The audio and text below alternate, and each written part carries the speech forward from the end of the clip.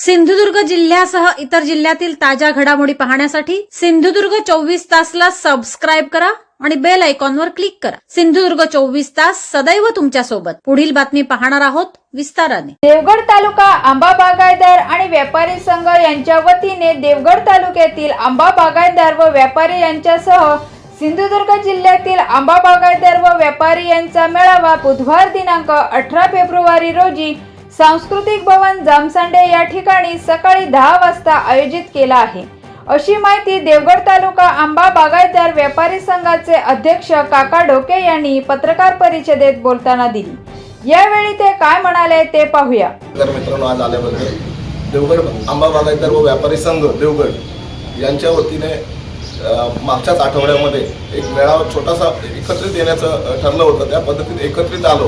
साधारण 500 शेतकरी तिकडे जमले होते। त्याच्यानंतर अध्यक्ष उपाध्यक्ष किंवा कमिटी नेमली गेली। त्याच्यानंतर काही ठिकाणी निवेदनं द्यायची ठरली होती। देवगड तहसीलदार, कृषी ऑफिस या ठिकाणी निवेदनं दिली। त्याच्यानंतर कलेक्टर ऑफिस आणि पालकमंत्र्यांना निवेदन द्यायचं होतं। जिल्हा कृषी कार्यालयाला निवेदन द्यायचं होतं, ते आम्ही काल देण्यासाठी गेलो होतो।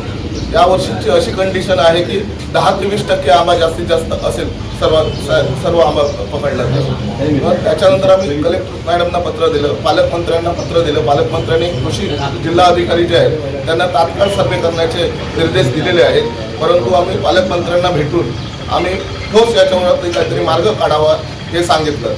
त्यांना हेही देखील सांगितलं की ज्या पद्धतीत तुम्ही मुख्यमंत्र्यांचे लाडके मंत्री आहात, त्याचप्रमाणे तुम्ही देवगडवाल्यांचे आमदार म्हणून लाडके आमदार आहात। त्यामुळे जास्तीत जास्त शेतकऱ्यांना जास्तीत जास्त लवकर कशी मदत होईल याची दखल घ्या।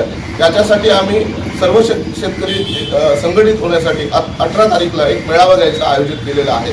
तो मेळावा जामसंडा येथे सांस्कृतिक भवन या ठिकाणी सकाळी 10 वाजता त्याची सुरुवात होणार आहे। दुपारी 1 वाजेपर्यंत तो मेळावा चालेल।